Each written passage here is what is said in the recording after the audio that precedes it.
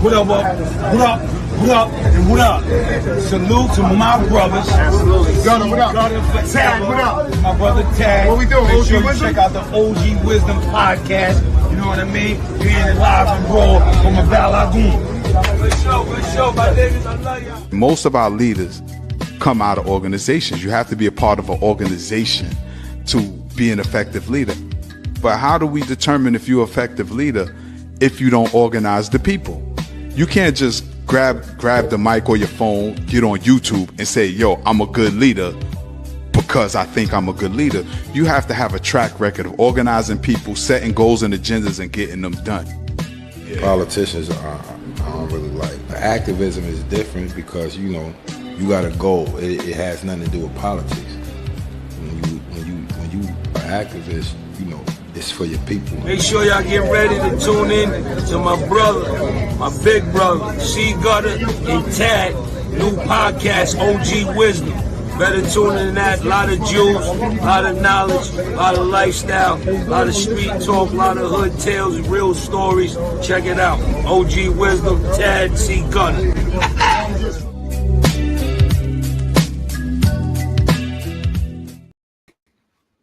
Peace, family, peace. Welcome back to another episode of the OG Wisdom with your brother Tad. Yeah, what's cracking? It's Gutter, man. What's good, man? Salute, Gutter, salute. You know, it's Women's History Month, man. It's a lot going on. And I know you got some things you said you want to touch on too. So today we're gonna extend it by the people request. You know, we do 2 hours today. But also, waiting in the queue, we got our sister. You gotta also remember it's March 9th too. Oh, definitely. We're gonna hit all of that in the head. No, rest in peace to the Notorious B.I.G. Word. But let's bring our sister K Fighter in the house. Sister K Fighter, how you feeling? Good. OG Wisdom Podcast crew. What's happening with y'all? Everything smooth. Everything good. I gotta shout out my nigga DeadBeats for the hat. No doubt. Yeah, FTD from the dirt. Yeah. Salute to Dave East. What's going on with that Wu-Tang thing, Gutter? Did you talk to him about that? What? The Wu-Tang the show? The show on Hulu, yeah. I never, like, we don't be really discussing shit like that, guys. Well, we got to get him up here so we could talk about it. Yeah. You know, playing I definitely got to tap in with him so, you know, he can visit us. You know what I'm saying? Yeah. Tap in with us. I think they picked the perfect person to play Method, man. I ain't gonna front. Like, nah, he played that shit good, guy. Yeah, he got the energy, the style. Yeah, the homie played that shit well. Yeah, and again, today's March 9th, you know, we definitely want to give a big rest in peace to Brooklyn's own, the Notorious B.I.G. You know, he put the hood on the map. You know, got anything you want to say to that? What man, you know, this is a rough day for me. Yeah. You know, because I was incarcerated when he got killed. So yeah. And especially with Miss Wallace passing just a few weeks ago. Rest in peace to Miss Valletta Wallace, you know, Big's mother. Yeah. Not for us. We wouldn't have had Big. That's a fact. So that's a fact. Plus the thing she do in the community with the Christopher Wallace Foundation. Yeah. She immediately did that though. But you know, that's just her background. The education is part of her background. So she always was with that. Right. And that's valuable to our community because too often everybody be asking people outside of the community to take care of it. When we got people within our community working to do what's necessary for the people in the community. You know? That's the media. That's the media as well. They never gonna highlight anything we do good. You know what I'm saying? That's why I was, you know. But we'll get into it. You know, introduce K, sister, man. K Fighter. I don't want to get my soapbox too early. You have your coffee first, right? Light your L. Yeah, man. But K roast has got me tight. It's Women's History Month, right? And I always think it's profound that we acknowledge the sisters that are here that are doing the work right now. And we got none other than my sister K Fighter. We've been doing a lot of work for some years now. And Sister Keisha, you've been at a recent hearing for the bill on reparations. A lot of folks don't think we're going to get reparations. Some folks don't think we deserve reparations. But let people know how close we are and how serious the government is taking our plight of receiving reparations and what's the obstacles that we may face. Well, it is definitely a reality. Thanks to, independent Black media voices that have been pushing the narrative for the last 10 years or so. So now it's on the lips of just about everybody in Congress on both sides of the aisle, which is why various states have enacted committees to sort of come up with a solution, if you will, or a bill that is sufficient enough for us to get reparations. As you know, what happened with California, they are now revamping and getting ready to go back to the legislation about their reparations package. Boston has a strong committee. You have Detroit and other places. But here in New York, if you're not aware of the law and, what we can actually attain as Black Americans, you would have groups and legislators who spin a narrative, draft a bill that is full of fluff, only so that when it does pass, monies will go to organizations and groups and things like that. And so after, several of us have been looking at the bill, realizing that the language is flawed. And so we went back to the committee and let them know that the language is flawed. You cannot have a blanket appeal to the government saying that you want reparations for all Black people. That's never going to happen. And the law doesn't allow you to do so, right? So it has to be specific to a specific group or person. So we being foundational Black Americans, and I know a lot of people don't like that terminology, but it is a fact, and it is a tribe and a group base. If we don't have that, we are fraudulent in our claim to get reparations. So this current bill, is pretty much a blanket. Anybody can claim Black. So once this thing passes, those who have 2% Black won't come in the fold and say, well, I'm Black and I'm African too, but they and do that right now. Yeah, and you have a lot of people. You got a bunch of white people doing that right now. Well, I'm 3% African American, so I can. And that's why we kicking all of them off. Facts. And if you're not careful, when these committees are formed, you don't know who's in it, what their agendas are. But $5 Indian, that's what they're gonna try to do. Yeah, and then you have groups who have their own agendas, who are been appointed to this commission. So we let them know that we understand where they're coming from as well. That even those who are on the committee, they shouldn't be on the committee. Excuse me. Black people, other Black people who are now talking about, well, we were hurt too, so we should be included. Well, you have to put it in proper context. Like, look at the Japanese. The Japanese Americans, they were sent to internment camps during World War II. And only those persons who were sent in those internment camps and their descendants received reparations. Yeah. It wasn't blanketed for all Japanese. But you didn't see other Japanese getting mad about it.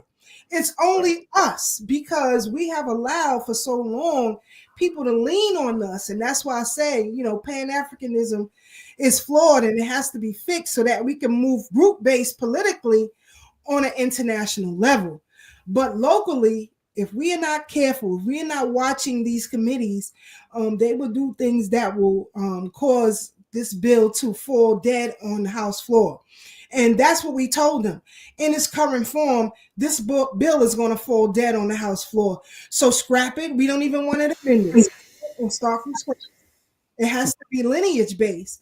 Even Supreme Court Justice Clarence Thomas acknowledges that Black people should receive reparations. He too said it has to be defined. It has to be lineage based. So, I know a lot of people in their feelings about it, but this is not for you. You have to go and fight the British and the French and the Belgium and so on and so forth for your reparations. But here, and then too, when they kept saying there's a part in the bill where they specifically say people from Africa who were kidnapped and enslaved and brought to these shores. But what about the free Black people who were already here? Because like here in New York, slavery was abolished in 1808, but it continued to feed the system until well after 1865. And a lot of free Black people were kidnapped and sold into slavery. It was so rampant that major newspapers held local ads, letting people know that they should look out for themselves, because that's how widespread it was. And then we also let them know that the black papers in particular. Say that again? The black papers, the black newspapers that we did have in particular was making sure they was warning all Philadelphia, New York, Baltimore, and DC, once the free Blacks that were in the district. You know what I'm saying? They had papers that they was sending out. Boston, as well as New England too. Boston up there too. And we also let them know that, it is a conflict of interest, because one of the co-conspirators of these kidnapping clubs, especially here in New York, was the Democratic Party. And so we let them know that, we are well aware of the law. We also understand historical context and that they now have to go back to the drawing board.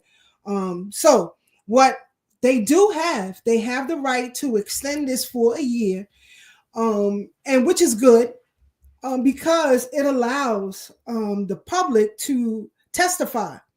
Those public testimonials go into the record. And so when we go back to legislation, they cannot tell us that there was no dissent. So the next hearing would be in the Bronx, April 10th. So, if you can't get up there, but remember, it's not a tangent. We all know history. We all have feelings, but we have to stay within the context of the law. And remember, they only give you 3 minutes for your testimonial. And so you have to get it all in 3 minutes. So you want to be concise in your argument, so that it is clear on the record. Yeah, sis. I want you to also talk about, right? Because I'm going to make this statement, and then I want you to go into my following statement. This is why we're delineating. This is why Fat Joe and Busta Rhymes, we thank y'all, because this is a conversation that was already bubbling on the underground amongst Black Americans, but y'all brought it to the forefront and made our point on what we were already talking about in our own living room. Just like Caribbean people have their conversations at home, Spanish people have their conversations at home, and you're supposed to look out for your folks' best interests, and this is what we're doing. But what we were trying to get other folks to understand that attach themselves to our culture is that this is a strategy. This is a political strategy that we've been fighting for so long. Right. And we don't want folks coming in and muddy the waters who aren't clear as to what it is that we're doing, because you really don't benefit from it. You just benefit from being a part of the culture, cosplaying for a lot of groups. But for us, this is our financial compensation that we are owed, that some of our grandparents been robbed of, and our great grandparents. So this is important. So with that, right, Sister Keisha, you gotta remember, some of our parents was living during Jim Crow and segregation. So, yeah, you know, that it affects our parents as well. So exactly, which in turn affects us, how they raise us. And it affect. You got to think about it. I was born in 1969. Still affected me. Right.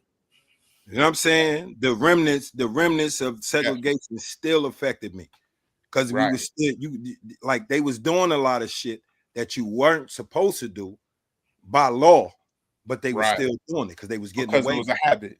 Yeah, it was getting away with it. Nobody was really, once them laws was passed. Because you got to remember, I moved to Mississippi, my nigga.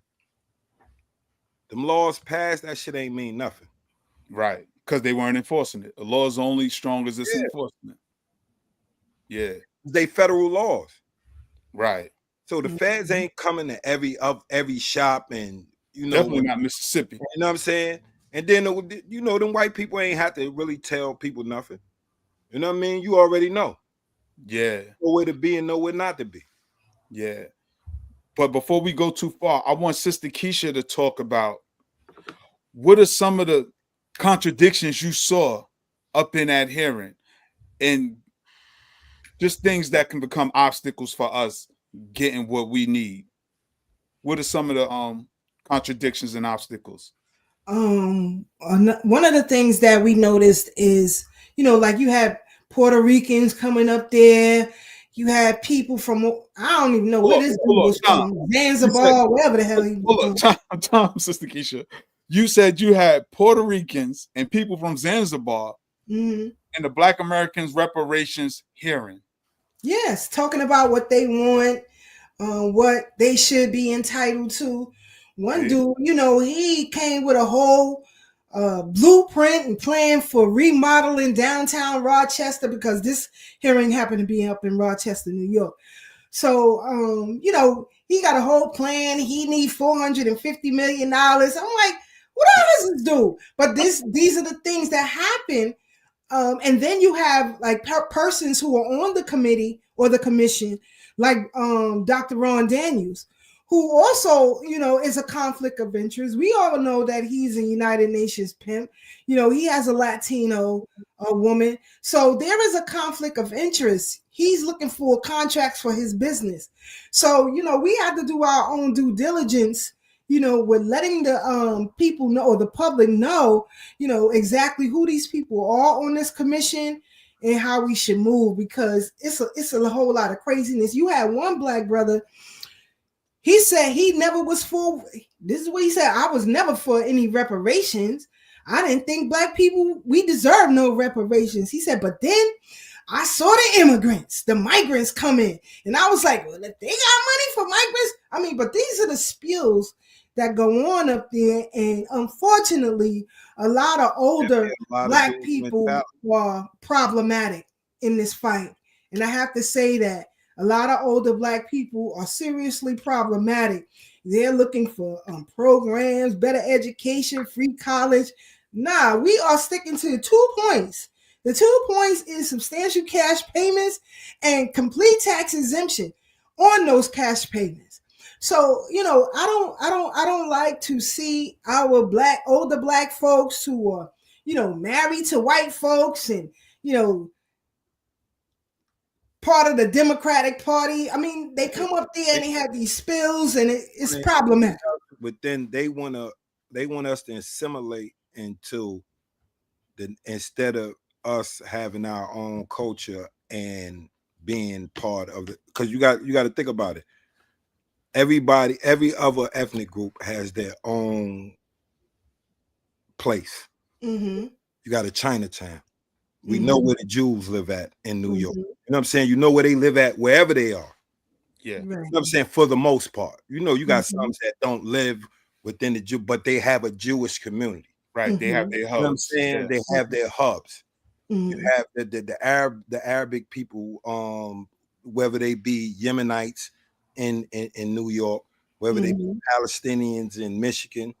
You know what I'm saying? They have their own communities. Right. You understand what I'm saying? And that's what they try to not allow us to have our own community and assimilate within American society instead of integrate. There's a difference between integration and assimilation. Integrating is just we become part of society. Assimilation is we gotta act like y'all in order to be accepted within society. Yeah, which is crazy because that's the end goal. That's what they ultimately want. But we're giving that resistance. We got our other guests in the feed right now. Let's welcome my sister, Dr. Mika Covingtn. Dr. Covingtn, how you feeling, Queen? Greetings. Peace, and light. Good to see you guys again. Have you been following the conversation?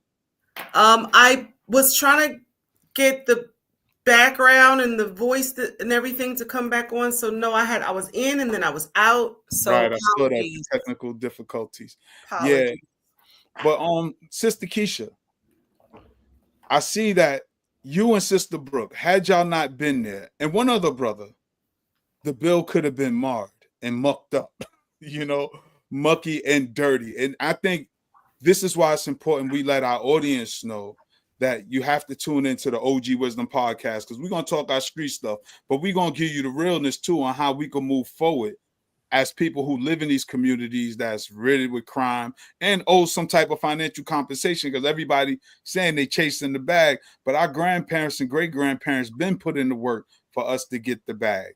You know what I mean? But I see Sister Brooke, since she was so young, shout out to African Diaspora News Channel, that they reposted our young sister. Sister Right. Keisha, you don't have that queued up, do you?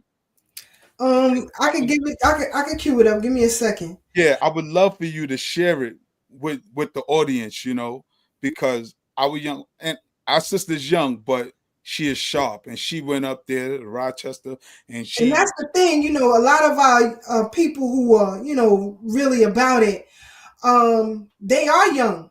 The majority of the team is older millennials and Gen Xers. It is, I'm sorry, but it is the baby boomers that's causing the problem. Up there. And this is not the first hearing. There have been several. Albany, there was, I believe, Syracuse. The other one was in Queens, but now they're going to start moving downstate. Oh, and Buffalo. We were up in Buffalo too. So now they're going to start moving downstate. So the first one would be in the Bronx, and I think another in Queens, and then Brooklyn. But Bronx is April 10th to be okay. And real quick, I want to give a shout out to everybody in our chat. We don't want to. We'd be remiss if we didn't acknowledge our audience. Our brother Rich Nice, our brother Magnetic Tyson, Sister Anusa, brother Big Ma, Rizzo. Salute to you, our sister Farnessa. We definitely thank y'all for always rocking out with us, being up in the spot. And to everybody watching on the playback, like, subscribe, share. Like, subscribe, and share. Let's make these numbers go up. Let's have this conversation across the country, because our folks need to know this information, because a lot of folks don't know that us being compensated is real. And whether you like Trump or not, Trump is about money. If you come talking right, you can get compensated. But again, as Sister Keisha laid out, you have to tailor your argument properly. Like even when you step in the courtroom, it's not you go in there and say, Your Honor, I didn't do it. It's a particular way you have to articulate your argument. And that's what we need to learn. Also, like how she was speaking on the older, bro, and it's just my opinion. That's all them old people that stay in the church and don't really interact with the community. Yeah. It's you know what I mean? You still got them older cats who, are part of the Pan-Africanist movement, and they really don't understand that this has to be lineage based. Right. And sometimes when they get testimony, it's problematic. But I sent you the clip, Tad. I see it. And again, you don't have to give up your Pan-African identity. Right. Just understand this is a specific fight right here that we can engage in. Just like when we fight for what's going on with our brothers and sisters. I wouldn't understand how a Pan-African couldn't see that. Because a lot of them have you'd be surprised. A lot of these people are blinded to the red. Like, all right, we all know our origins, where our origins come from. Yes. But this fight is particularly for Americans. Africans in America. In America. Right. That historically have been in America. Not the ones that just came a couple of years ago. Yeah, no. Right. But like I already explained to you, like those are a lot of them are people that aren't educated on our history. Yes. You know what I'm saying? So they come here and participate in white supremacy unknowingly. You know what I'm saying? And some of them knowingly, because you're on point, Gutter. Because you said they some shit in their country. Like they look down on other people in their own country. Gutter, we're gonna play this clip because you hitting some hot points, and I want Sister Keisha to address that because what you said is the same thing Garvey said. But let's go to this clip right here. Let's see. Ready, sis? In a lot of these Democrat, ran cities, they are trying to do these reparations commissions. And if you look at what happened in California, it's still the same thing. It's a waste of time. And I'm so glad that FBA brothers and sisters are really calling this out. And in New York, you had a great FBA sister that went up there and just told them about themselves, told them what they're doing is a waste of time. And you're going to listen to how they're trying to crowbar immigrants into this, which ain't no immigrant went through slavery with our ancestors. Let's go ahead and check this out. To the commission, you were set up to fail. Other commissions had executive directors, staff, research, and legal teams, and this one, you weren't even allowed to speak to each other before being sworn in. Does that include relatives, or is that a conflict? Anyway, if you know the law, you know that this bill and this commission is a time-wasting, heel-spinning joke. More democratic symbolism over substance. Why pass a blatantly illegal, unconstitutional bill, then use taxpayer funds for a commission? Commissioners may not be getting paid, but other staff and researchers are. Race-based compensation will never become law. And this isn't just a valid point, it's constitutional law. And as we have seen with the overturning of DEI and affirmative action, labeling it African descent doesn't change its race-based nature. Legislators can pass bills, but that doesn't mean they'll survive legal scrutiny. Legal scrutiny like Ed Blum, who is laser focused on knocking this bill down. The Freedmen Project went to legislators and told them that they got it wrong. They told them they wanted it amended. They told them to repeal the existing bill currently signed into law. The Freedmen came in hand with a constitutional bill with the recipients based on our legal status as freedmen. They went around to different legislators and the Assembly and State Senate. They talked to them, they sat with them, they sent letters and phone calls, but due to what I can only assume is the inability of legislators to see themselves benefiting from this legal bill, we faced what we always face in this country, except this time it's from skin folk, proving in action that they aren't the kinfolk of the FBA freedmen. How telling is it that we're getting the same treatment as we have with other legislators who don't share our skin? How does this free us? I guess the legislators would be unqualified to tell us, or they are purposely sabotaging our reparations because they do not have a bill that's worth a hill of beans. So there may be only 44 million of us, but we are 44 million who are used to fighting. And I don't mean to sound pejorative, but we are 44 million who don't run from a fight. Foundational Black American impact and influence, our presence over power is so effective in fighting that people immigrate here from all over the world to benefit from the fruits of and the gains of the civil rights that we fought and died for. Since this bill is already deader than a doornail, I come to speak before my neighbors. I come to serve you notice that when this bill dies, we, the FBA freedmen, will remain standing and fighting as we have for centuries on this land drenched in our blood. And in closing, including your report that this bill is unconstitutional and illegal and isn't worth the paper it's written on, and you know it. Have a good day. Thank you, Brooke. We appreciate your testimony. Ooh, boy, she cooked. I have to give her a hand clap on that. Oh man, did she cook? Like, shout out to our sister Brooke, man. That's our young sister Brooke. She and yeah. And see, they think that, we are the grassroots of old, where we don't understand legalese. We converse with each other back and forth so that we understand, what's being put before us. So again, we have to continue to show up at these hearings so that, our testimony is rebuttal that this bill is dead and it's going to die. I'm telling you, it's going to die. This is just a farce. And we told them to, scrap and start from scratch. This has to be lineage based. And, everybody who's in their feelings, well, you'll get out of it. But we here to fight for our ancestors and, to get what's rightfully ours. And again, both parties, both sides of the aisle are talking about reparations. We were sitting in the back, Brooke and I, and we happened to be sitting at a table which was right next to Governor Kathy Hochul's staff, and they were so nosy. They kept trying to see what we was talking about, and it got to the point where they couldn't take it no goddamn more. They was like, could y'all come over here? What y'all discussing over there? But I'm just saying, when you hear people saying, well, it's never going to happen, this, that, and the third. Yeah. Okay. All right. You believe in that lie. Listen, one thing I want to say is what I see, and this is just what I've been seeing. Like, I've been in, but I pay attention. Like, it's more young sisters go to college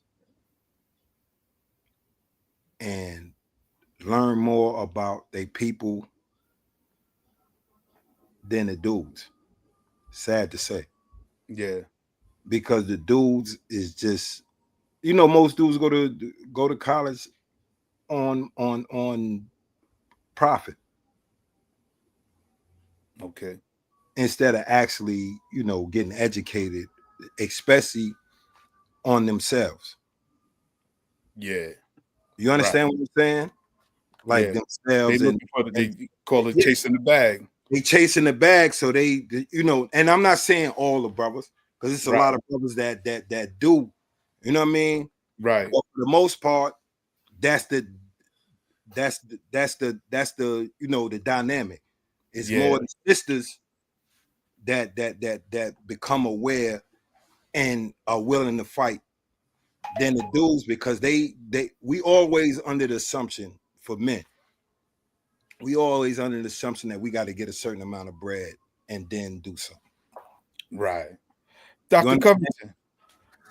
Covingtn, we want you to join the conversation. What's your thoughts on what you heard so far in terms of reparations?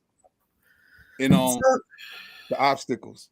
So thank you for that. I never like to start, at least for my part, the story in the middle, but I'm going to do my best. Greetings to you all. Sister K, how you doing, sis? Good. I was just telling Tad, we got to get Dr. Covingtn on TVT. Yes. Okay. All right. Well, we got to talk more about that. On this subject, I couldn't help just kind of like throwing back to my own conversations, or like my viewings of certain other people who were doing, having talks, giving talks on, such matters, reparations. But then you had the FBA, you had what's the sister name? Yvette, I can't. Carnell, right? And a couple of other people that, I listened to some of their talks. One of the things that I think is clear from my perch, and I'm an educator at heart, is, and a scientist, right? So my scientific thinking about the thing is, we have young adults, and we have, middle-aged adults who are kind of waging this war, like, this conversation.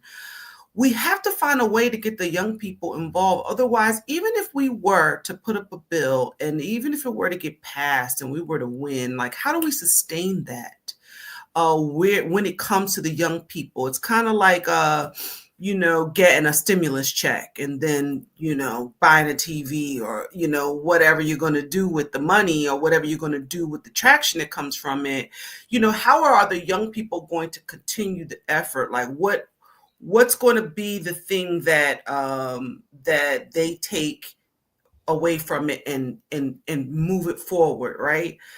Because what I see is, if they don't have a foundation in a lot of the things that we're talking about, if they don't have a foundation in the history, like, they don't have a reason to hold on to it.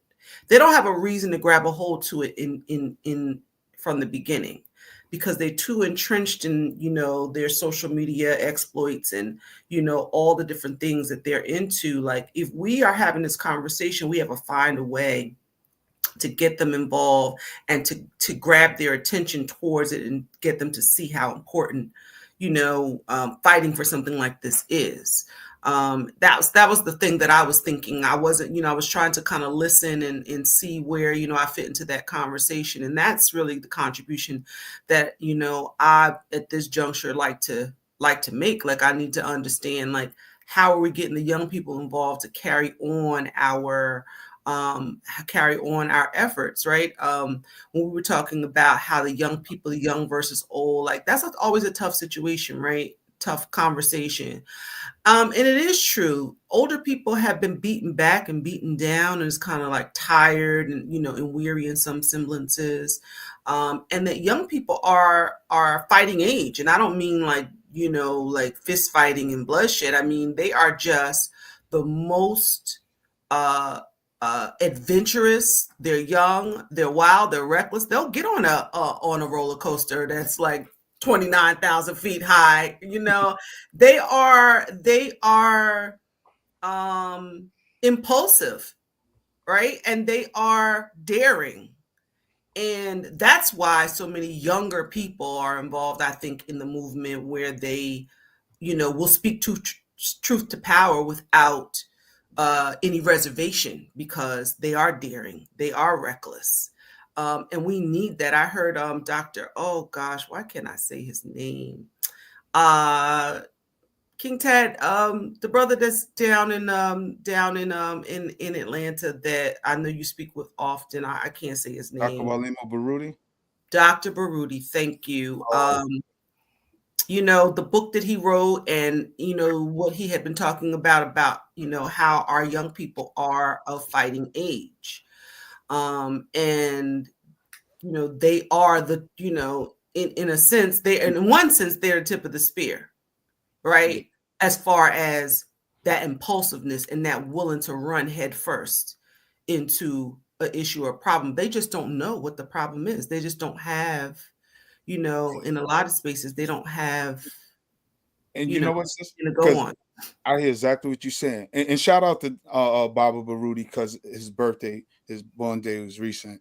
Yeah, the other day. Yeah. Oh, wow. And this is why today's Women's History Month, because I think it's important that, as Gutter said, the young sisters go to school and they get the culture and they come out with a sense of purpose. And I think that's where it comes on to y'all sisters, to let them know who Fannie Lou Hamer was, who Ida B. Wells was, who Queen Mother Moore was, because some of these young sisters haven't heard of these women's legacies, let alone their names. And we have to have a paradigm shift to let them know that Sexy Red is not the standard of the culture. Megan Thee Stallion, Glorilla, those are not the standards. Because even with what's going on now, because I definitely want to address Dr. Sukiyana for his disrespect to you can't help yourself, King Ted. I can't. You know why? Because as a father, as a freedom fighter, right? Somebody who's dedicated decades to the liberation of Black people's minds, because it's only on them to free their bodies, right? Yeah. I've dedicated decades, but still stayed on task with raising my children. And I don't think you qualify to be a leader if you don't have a big investment in your family than you do in the community. That becomes the contradiction. We know we keep talking nation building, but you can't have a nation without strong communities, and you can't have strong communities without strong families. So the foundation is within the family. Once you skip that step, it's doomed to fall. It's almost like a Jenga piece. The game Jenga, where you move the little blocks. If certain blocks ain't there, that thing you building is gonna fall. And I see that with a lot of dudes. They like the fame of getting a lot of subscribers and likes. There were some dudes who was big on social media, but they couldn't get nobody to come out to their events. Some of them, I done forgot their name, because they believe that those likes and shares and watches translated into something tangible, and it doesn't. And that's the same thing going on with King Kong consciousness, because here you have the power, you have the articulation, you have the people's ears, but you keep hustling everybody. No movement. Right. His message, just go look at anything he said. A movement, and you took one step in 10 years. You can't take that's not a movement. Like you don't That's have right. that's no movement, literally. Right. Got what the elders just call them, armchair revolutionaries. Yeah. You can talk it all. And I say that because In he this has case, in his he case, has what it the takes to get airplane the- revolutionary. He's flying out to this place and that place. Yo, for real, for real. He's just flying around talking to the women. He not talking to the men. He posing. It's crazy. Yeah, he ain't got no love for the brothers. It's so Word. crazy. But his and Gutter, I don't know if you saw the piece, but I got the daughter queued up in her Oh position. yeah. I saw it. I saw it. Yeah. Yeah, so we're gonna definitely share a piece with our audience. But I say that to speak to Dr. Covington's point about getting the young people involved, because he's a tool, he's an asset. He can use his platform, but he chooses to get back shots over business. So that's his prerogative. But I say that because in Women's History Month, this is an important time where young women should learn who Queen Mother Moore is, learn that there's alternatives, because of course we had a balance coming up. For every Little Kim, there was a Lauryn Hill. You know what I'm saying? For every Foxy Brown, there was a Queen Latifah. You know, however you want to slice it and dice it, there was a balance. There was space for everybody to exist. And we recognize each other's individuality as a Black family. Right now, the scales is tilted. And it's almost like everybody just want to rump shake and nobody want to get to the business of freedom. Everybody say they chasing the bag, but not understanding with the proper mindset, you create your own value, that you can create your own money.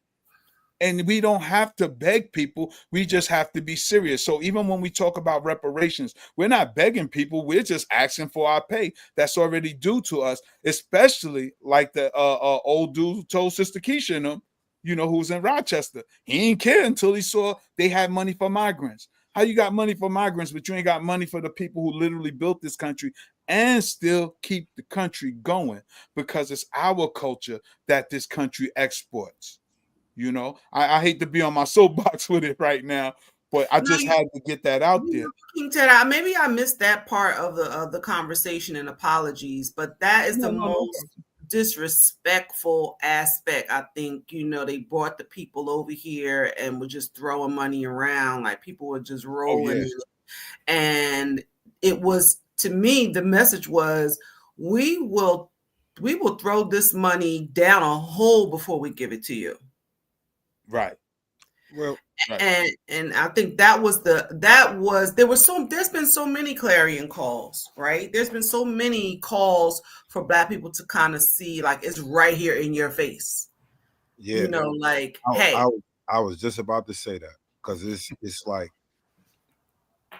it's too many times they done showed us who they are, and then just doing history, just reading history, you see the country was based on whites, and they don't even care about poor people. It's an oligarchy. It always has been. Always been rich planners. You know what I'm saying? And then they figured out it was too many niggas and poor whites together. They might take their shit. All right, we're gonna make white.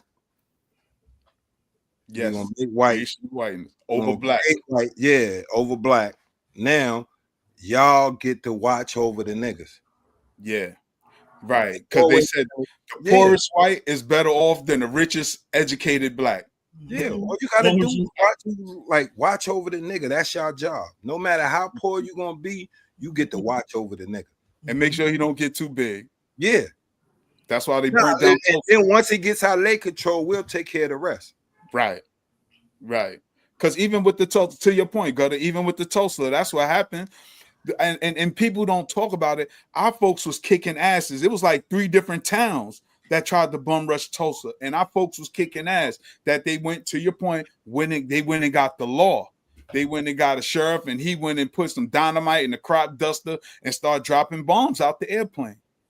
Because as our sister Brooks said, us foundational Black Americans, we specialize in fighting.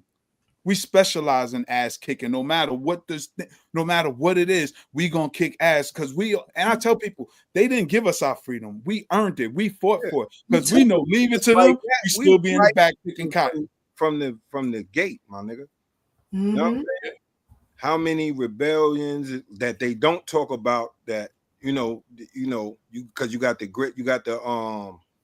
Great Swamps in VA, with niggas who's over there. Then you got the joint by Texas, the big joint by Texas.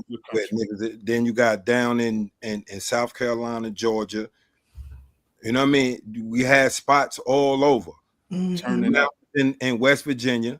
Mm-hmm. Like it was places all over, you know what I mean? And I'm not even talking, I'm talking about where people, enslaved Africans escaped and created their own, not you know what I'm saying?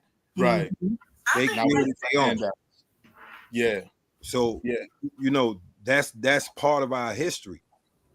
And I think this is a history that our young people need to know, because they have the warrior spirit, but they've been conditioned to turn on each other. Yeah. As opposed to, it's like one thing, because that's so good about these the grassroots, the real grassroots, is that, believe it or not, a lot of young people are involved.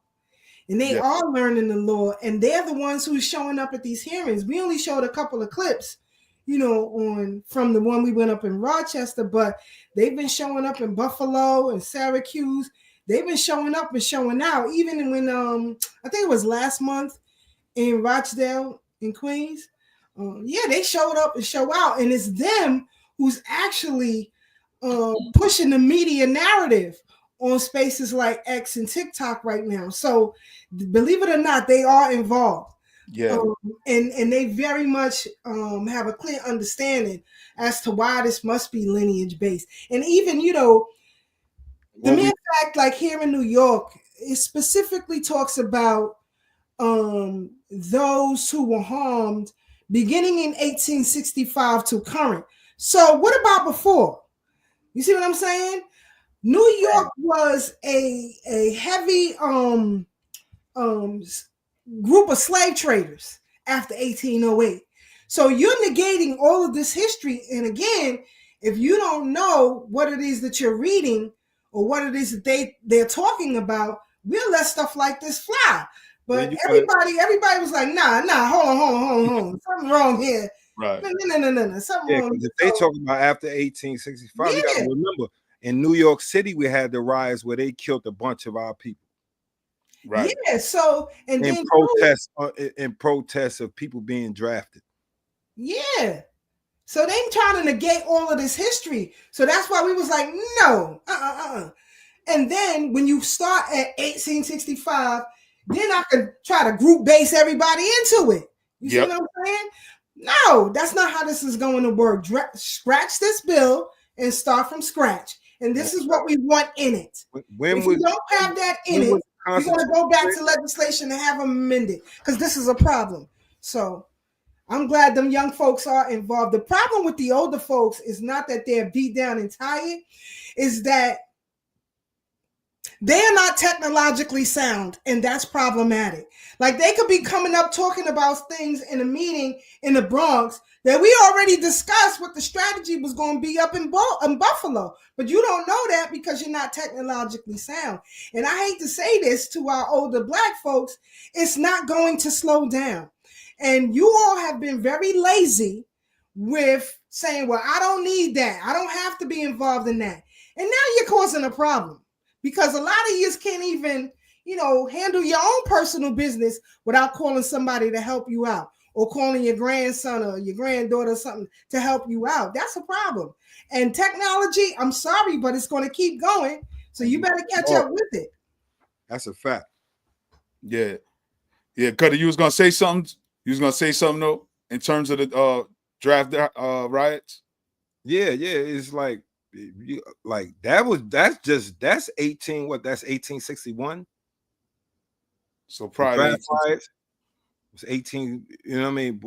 Go before that, like, bro. Yeah, that means that everybody who Weeksville, they don't get reparations, so they trying to cut out all of this history. So that's why everybody who's speaking, at least as far as the FBA crew is, and yes, ADOS is a problem.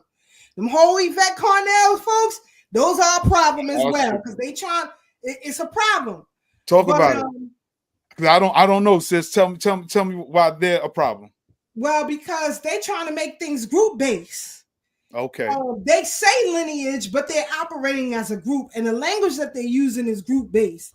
Again, we gotta know how to separate when you in the community and when you're in a hearing.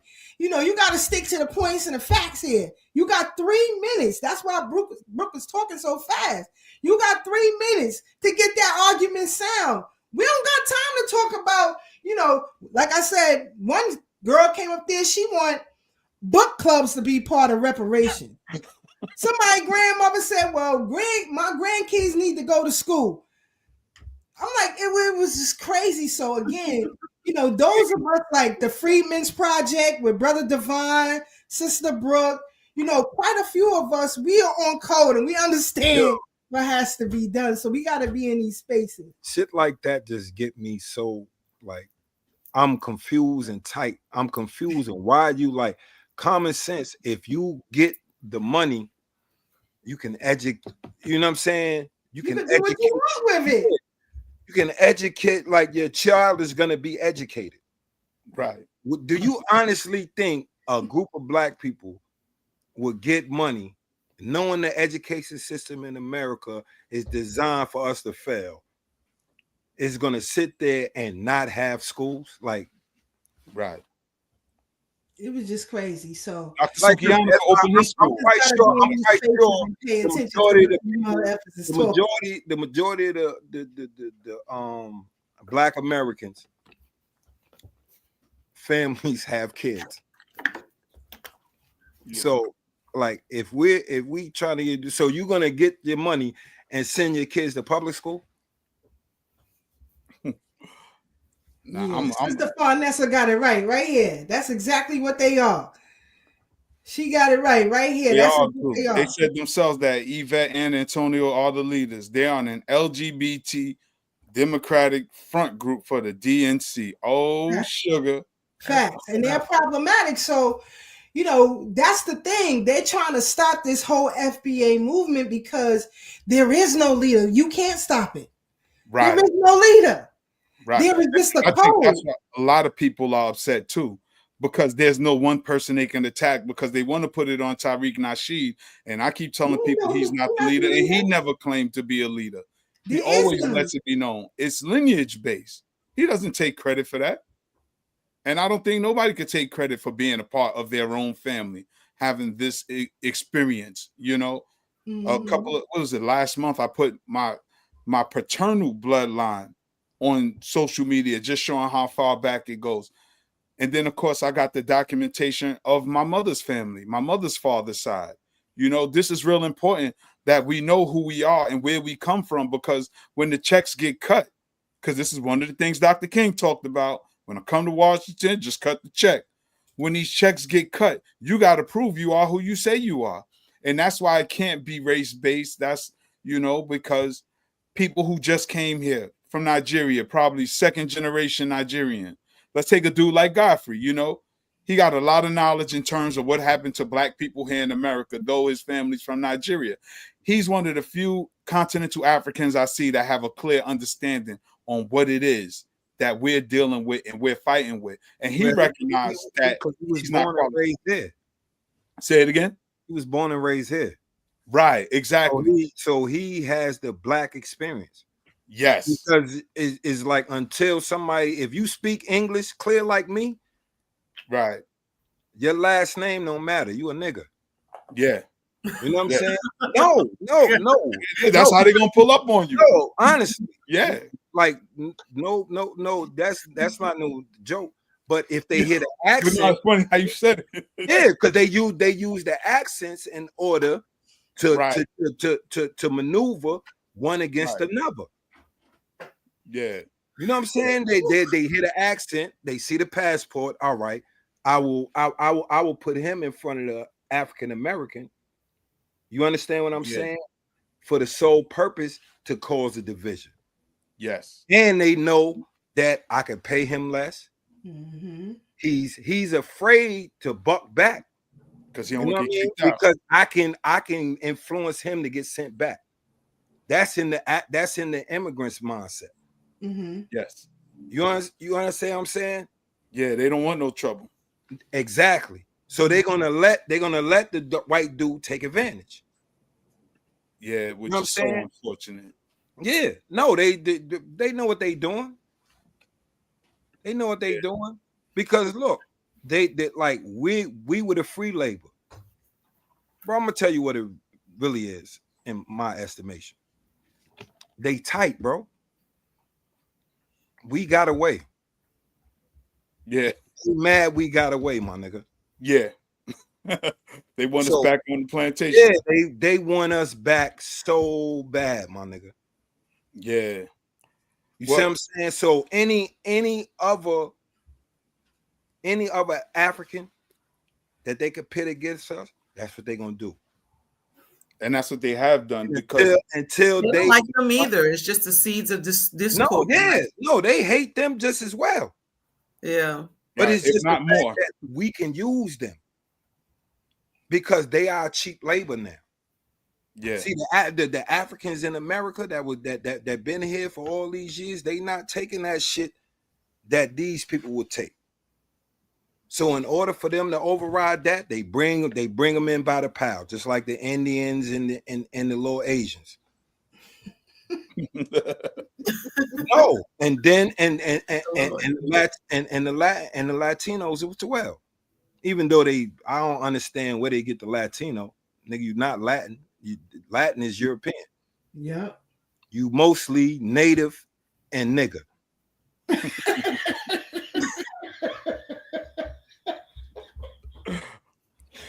Speaking of Negroes,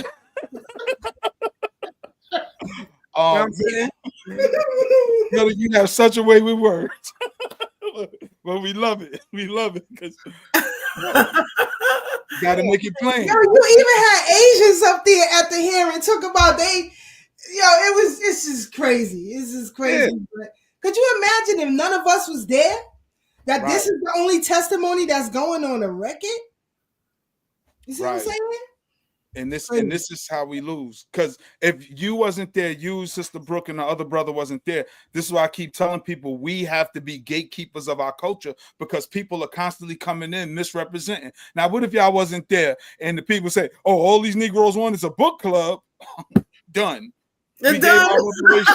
ETL get the autobiography of Malcolm X. And that's your reparations. Got my face. You know, it's crazy, and that's why you gotta remember, specifically New York and New York City, bro. This is how the country built its economy. Nigga, we was on Wall Street. We was on the stock. The first commodity on the New York Stock Exchange. Yes. So you know what I mean. New York definitely owe us a lot. Yeah, they do. And I don't care. And I don't care where the nigga is from. Word. You can be in South Carolina, North Carolina, Alabama, Mississippi, Arkansas, Texas. Yeah, New York paid to get your ass there. It's a motherfucker in New York City paid to get you there. And that's a fact. When you got off that boat, your ass is going to Virginia, they was going up. You was going up top too. Yeah, all over the country. Oh, yeah. Because when that shit was going on, niggas was enslaved in New York, in Boston. Yeah, they always want to make it seem like it was just the South. Yeah, no. Slavery was the part of the entire 13 colonies. Yeah. So, Sister Keisha, you can definitely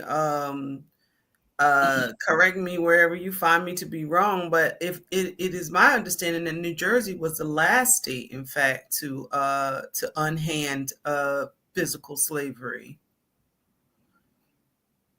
I think it was New Jersey. New Jersey was. And that's another thing people don't talk about. Slavery in New Jersey, and that's what I'm saying. These bills these flimsy bills. I'm like, this stuff going to die on the house floor. Like, y'all playing games here. You know what I mean? But it's so bad. It's so bad because, especially when they put Black people in our faces on these committees or these commissions, and we feel that they are in our interests when they really aren't. You know, a lot of them are appointed to these commissions. They don't get paid, but the researchers and everybody else get paid. But a lot of them, you know, are there to promote themselves, their businesses, think group based, and, you know, really don't have a clear understanding of history in the particular state that they're supposed to pass this commission on. You know, how could you possibly talk about 1865 to current, not specifically saying freedmen and freed women, which is in the legislation already, and then you negate the fact that, you know, New York, yeah, they abolished it in 1808, but what happened to that time in the middle? What happened here in New York? And they trying to throw all of that out. And when you do that, you know, your argument is irrelevant, it's dead. You know, like Brooke said, any 3-year-old can see an episode of Law and Order and know something is wrong here. You know, you can't put all of this in an argument. It's not going to be winnable. So, yeah, we got definitely stay on code with this lineage-based reparations. Anything else outside of that is going to be an automatic failure. Yeah. And I think, and I'm glad y'all were up there again, Women's History Month, and we are honoring y'all because y'all did what was necessary to go up there and keep the conversation in the right direction. Unfortunately, because I'm gonna make this little quick segue, because unfortunately, too many of our sisters are starstruck, and they like the pimp rhetoric, if you will. And I'm gonna play this clip, and then we could come back and talk about the pimp of Pan-African. I mean, the prince of Pan-African. Right. My biological father is Dr. Umar. I tried to contact him about, you know, getting to know my sister. I asked him if he knows her or if he has her number. He told me. I'm 22 years old now. My dad has never been to anything important, no graduation, no birthday parties, nothing. He has not been in my life. Forget the relationship. I really don't care too much about that at this point. I just wanted a conversation out of you, and you shut me down. You ignored me. And I'm not bashing you. Really? I just don't understand why you're ignoring me. I'm 22 years old, and you have yet to be in my life. Y'all know me too well. Y'all know my love for children is too strong for anybody to be coming out the woodworks telling you they've been trying to reach me when my number has been public for 20 years. Listen, brothers and sisters, I want y'all to listen. My phone number has been the same for 20 years. So anybody telling you they've been trying to reach me and my phone number hasn't changed in 20 years, mind you, I speak at graduations in Philadelphia all the time. I'm on the street in Philadelphia all the time. I have events in Philadelphia all the time. I got family in Philadelphia everywhere. And you've been trying to find me? Stop the cap now. Can we please stop the cap, brothers and sisters? Trying to build your struggle streamer career off of my back, coming up out of nowhere, acting like you've been looking for me. Get Mama Smurf. When can the three of us have a sit down? I'm ready for this. When can Mama Smurf, Papa Smurf, and Baby Smurf have a sit down? Oh, I'm ready for this. And I will have my white man paperwork. When can we do the sit down? When can we do the sit down? Been paying child support since you damn near came out the womb. Deadbeat who? When can we have a sit down? Child support started, you wasn't even out your mama yet, and she took me to child support. Deadbeat who? Child custody file this thick. What are we talking about? Where is Mama Smurf? Can we please have a sit down? Calling me names? Using profanity? Really? Because you want to build your career. Okay. Build your career, princess. I want you to be happy. I want you to do what you must do, but you're not going to lie on me. I can't believe Tubians. And nobody asked this child, where is your mother? Can we hear from your mother? Where is the mother? Nobody's asking for the mama. Y'all just so anxious to see me belittled. Y'all just so interested in seeing me disgraced. Nobody even said, where's the mama? Can we talk to your mama? Can we talk to your mama? Nobody's asking for the mama. Where is the mama?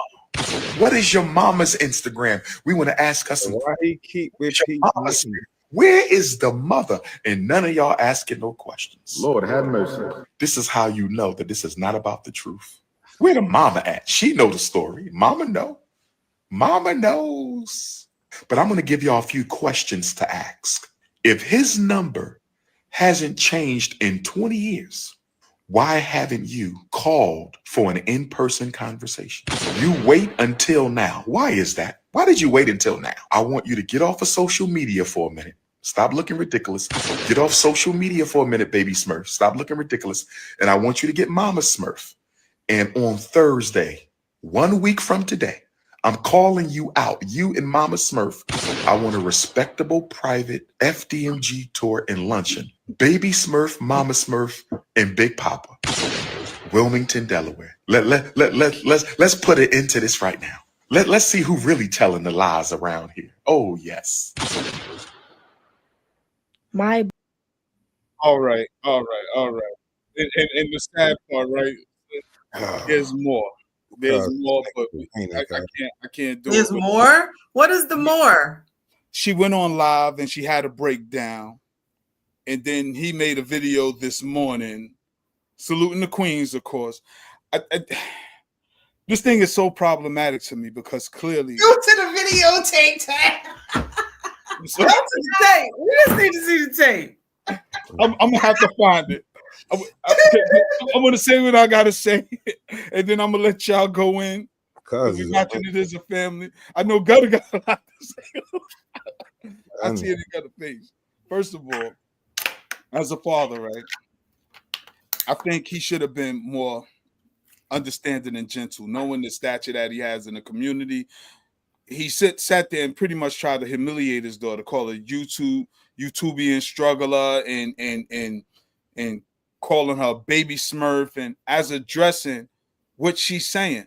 Because in another video, right, Gutter, I don't know if I sent it to you, but she posted the text message. She was like, I've been trying to call you. And even in the text message, she was asking him some questions. He just stopped responding to her again. That's what made her go to the internet. Now, as a father, if you're paying child support and you're really interested, why don't you ask for visitation? Paying child support, that shit don't mean nothing. Right. That's what I'm saying, Gutter. You can still be a piece of shit. Well, we know he is. Like, you might be mad, like, because, you know, dude, I know dudes that do it. You know what I'm saying? Get mad at the baby mother. And then just... you punish the child. Yeah, and I think that's wrong on so many levels. But I think for Sister Keisha and myself, we've been telling people this for years. In fact, when Queen Mother Maddox, rest her soul, when she transitioned, Dr. Umar sat at our table because we had a reserved table. It was me, Sister Keisha, Brother Mike Grace, Charles Barron, and Dr. Umar. We were the five sat at one particular table in the front. We all were asked to speak and say, that's Ultimatics' wife, you know, the attorney warrior. I mean, it's so multi-layered because we've been around Dr. Umar so much, right? He knows who we are. He think anybody that challenges him is jealous of him. No, because when you come to New York, you're greeted by not one person, but a group. We organize here. It's not a one-man show. Nowhere within this movement is it a one-man show. But for some reason, he tries to make it a one-man show and everything is centered around him. And as a father, as opposed to address the obvious pain you see your daughter in, you want to feed your ego and disrespect her and diminish her and diminish the relationship between her mother and yourself, but you still get on every platform you can and try to tell black men how they should operate with black women. That's a contradiction and you're a hypocrite. And this is why I never acknowledged him as a leader. I just saw him as a mouthpiece, somebody who can articulate our plight, but the leader has to have direction. Where is he going? You's a hustler. You's a panhandler. You ain't no different than the crackheads at the train station begging for change, because that's all you do. You got an abandoned building and you still ain't do nothing but put a fresh paint of coat on it, bought some refurbished doors and act like that's something. Gave bum ass cookouts, fake ass on fashion shows, mock weddings. And it's insulting to real black people who literally laid their lives on the line, been incarcerated doing this work, because you be the first one to say, rest in peace, Fred Hampton, rest in peace, this one, rest in peace, that one. But you ain't on the front line like that, my dude. You's a panhandler. You's a car thief. You's a conscious pimp. You go in the same book as Brother Polite and all the rest of these suckers who know when we're in your presence. Well, let me go. Yeah, okay. You know, because I don't hide. My name is Tad Cromwell. Y'all know I'm not hiding from nobody. Not hiding Jermaine Schumacher and Michael Novak. That's their real names. I don't hide from nobody. And I show up at every event, every function, because y'all not built like that. And I get passionate about this because family should always be the priority if we talking about a black movement. You want to equate yourself with Malcolm, Dr. Khalid. Dr. Khalid, you always saw young Farrakhan with him. And almost every presentation he did, you saw him with his son. You saw Malcolm was deleted in front of his family. His family was sitting there front row. Same thing with Dr. King. Where's your family? You want to organize the community, but you can't even get along with your baby mother. Now, we all, as black men, we all go through it. He ain't saying marry your baby mother, but at least be cordial enough. Be the leader you keep telling other black men to be. I ain't saying better. Be the leader. Show her a better example on how to communicate so your daughter can have a proper structure and she won't have breakdowns when she on live. Where was you? Real quick, the girl said he wasn't at no graduation. He wasn't no birthdays. He wasn't there. But you want to be the first one to tell other black men how to conduct themselves. I can get my daughters on the phone anytime, and they will tell you it ain't always been peaches and cream, but we good right now because that's what parents and children go through. It's always going to be ups and downs. But as the leader of the family, you're supposed to demonstrate a certain code of ethics, a certain level of integrity. Publicly disrespecting your child is not cool in no shape, form, or fashion. I don't care who you are, and I don't care what she did. You don't do that, and that's dead wrong. And for all you women who follow him and pander to him, to hell with y'all too. Y'all are an embarrassment for Women's History Month. Y'all are an embarrassment to my two sisters on this platform, to Ida B. Wells, Harriet Tubman, everybody you hold in high regards. You're an embarrassment to. Because even as a father, even if your daughter is dead wrong, you don't embarrass her and you correct her with love. Yeah, be stern, but you correct it with love. You don't do that sucker shit you just did. I'm off my soapbox with him for now. First of all, I'm gonna tell you why cuz is a weenie. Oh my God. Like, you don't like, I don't care if my daughter gets on the internet or whatever, you know what I mean, and say anything. Our discussion is gonna be private. You understand what I'm saying? It's like that, like, bro, family, like, I don't involve my family with nobody else. You understand what I'm saying? Like, not even close friends. You understand what I'm saying? Right. Because this is my responsibility. Exactly. You know what I'm saying? Now, if it's an immediate threat to my family, like a physical threat, of course, you know, some homeboys is gonna be, you know, ready.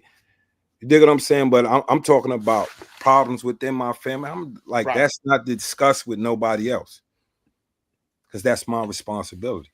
Exactly. That's me and the mother's responsibility to deal with my daughter, and then in turn help with the grandkids. You understand what I'm saying? So that right there, that's what I'm saying. That right there made him a weenie. Yeah. Once you went public and you addressing your daughter in public, it's like, come on, my nigga. But Gutty, you peeped the And stick move you tried to do. Say take a tour to school. Yeah, Still promoting it. Still yeah. promoting the school. Crazy. Delaware. The school that don't have no people in it, don't have no school going on. So like, what he gonna get some kids to come there that day? Right. Come take a tour of the school and let's have a luncheon. A luncheon is a group thing. It's when you got a bunch of people. But see, it's so, and again, that's his ego speaking, because what do the school have to do with you nurturing your daughter? She says she wants to meet her sibling. That's her thing. She like, yo, what happened with me and you, that's behind us. But I want to meet my sibling. I need to know my sibling. And that bugged me out too, because all these years your children don't even know each other. That's nuts. Word. That's absolutely nuts to me. It's like, and you trying to guide people and their children? Family, away from me. Family man is you where your kids don't know each other. Right. Right. What kind of family man? But he wants to lead the community. And then here it is, right? Like, I like even if she says certain things and it's a lie, the one thing is she don't know her sister. That right there is a problem. She 22 years old. She 22 years old, don't know her sister. I don't know, King Tad, that he wants to lead the community. I think that and we've had these conversations about Dr. Umar. Yeah, like but he also But I don't think he wants to lead the community. I think he wants to get his coin. I think he wants to get his coin. Fact. He wants to fly around. He want to be famous. He wants to be famous. I literally just saw, my son sent me this the last night, you guys. He sent me the Could Have Been Love. Y'all know about this? No. He's on a show called yes, Love. With Drewski? With Drewski. Yes, I saw that. My son sent me this last night. Hold on. Who's on the show with Drewski? Dr. Sukiana. Dr. Umar. And that's what I say. These niggas be weirdos. This is the nail in the coffin for me, Gutter. Like, he really is on this show with the women, and it's all about women with big butts or something. I don't really know, but it just was a lot of women with big butts. And Drewski is, he's, Drewski. So if they on the show together, that's problematic for me. Yeah, that's what I'm saying. Is like, you on the show with Drewski is like, what's up? Like, wait, who? Who on the show with Drewski? Right. And King Tad, back in the day, I would be like, get a brother some grades. He's building the school. He's trying to do this and that. But step by step, all we can see, is foolishness. We just had this conversation last week, and it was like, okay, at this point, you are behaving like a pimp. He a hustler. And a hustler, and you are traveling the world, and you might be saying something good, like talking nice about history and about young people and about psychology of young people or whatever you talking about. But there's only one word that we can give to this, and it's coon foolery. That's all it is at this point. Yeah, because you doing. He know how to speak. He know how to speak to the people and rouse them up, and he ain't doing shit. Word. Leading them nowhere. He's getting his money, and I think a lot of people have gone this way, where they looked at the work that some of our elders have done, and in the end, they may have died penniless. And then some people like this guy, and I don't speak for him, but it just seemed like, his focus is the celebrity of the thing, right? Getting his coin, being famous, and it's in a way, I guess you can call it poverty pimping. Yeah, that's a fact. Because he ain't doing nothing but getting shit from black people that ain't got no money. Yep. I don't think now. I mean, he get paid for going on them shows, I think. I would assume. I mean, of course. But this is what I'm saying is like, none of them is like donating. Right. You see what I'm saying? Like, I don't think none, like the Joe Buttons, I don't think they giving that nigga a coin out of their personal money. Well, he's getting money from these shows that he's going around No, doing. I'm saying he's getting paid for the shows, but I'm talking about donating to that school. To the cause specifically. You know what I'm Because saying? any money he collect, he keeping on himself. Well, he's likely going to these shows, and at some point during the shows, I can't confirm or deny, but he's likely talking about the school, and he's giving them he a little always cash app or whatever, and they're donating to it. And for how he's able to keep this charade going on for 10 years, how long it's been, I don't know. Over 10 years. It's been long. I know it's been longer than since I've been home, and I've been home since 2017. That's 8 years. Yeah. And that grand opening they had where the people was actually at the school, where they had the walls painted yellow or something was going on with that. Yeah. That was, how long ago was that? That was more than 5 years ago. Maybe it's 2025. I think that was before COVID. I know one of my ex friends. Yeah, because he said COVID fucked it up. And I haven't talked to her in 2 years. So remember that was his first excuse. Yeah. He said what? COVID fucked it up. If it wasn't for COVID, it would have been up and running in 2020. Okay, well, COVID is over. Right. Yeah, and hold on. He was years deep before COVID. He was years deep in before COVID. No, but I'm saying he said that's what, because remember he was supposed to have. Remember he was talking about when I came home, he was talking about 2020. I said, yo, we I think he was talking about things like 100,000 away. Yeah. When I came home, he was like, yo, we got the property, we got everything. Like, you know, I came home, I'm like, oh shit, yeah, I fuck with cuz, but right. You know, like, and you know what, Gutter, we all did, and I think that's the most painful part, because all right, you disappointed us, but have a level of accountability, because you know you got a lot of support everywhere you went. You had whole communities. Every time he pulled up, we pulled up. If he's at the UAM, Sister Keisha hosting it, MCing, I'm there in attendance, providing security, whatever. We got your back, Umar. Ain't nobody coming up here doing nothing. Now he got to be cautious. That's why brother Q Butter wanted to crack him upside his head. And shout out to Q Butter and Ziax Institute, who started after Umar and who been up and running, has done community events, science fairs at the Restoration. In fact, Q Butter lost his mother within the past year. He still did the science fair, and he just lost his mom's, if not that day, the day before. Wow. He didn't use it as an excuse. He was that committed that even in a family crisis, and he got a team of people, because you ain't gonna open the school and not have a team. He is. Well, that's the other thing. Right, he doesn't have a team. I think Umar doesn't not only not have a team, he don't have a wife. He's not trying to like rely on anybody. It's a megalomaniac kind of like syndrome. Like, if I can't do it, nobody else can do it better than me. And I need to get on this road, and I need to pimp these shows. So the school can't open until I come off the road, and I ain't coming off the road. But look, Dr. Covingtn, because of Umar, I don't even rock my dashikis like I used to, because I don't want to be considered one of them ashy hoteps now. I got my shea butter in the drawer.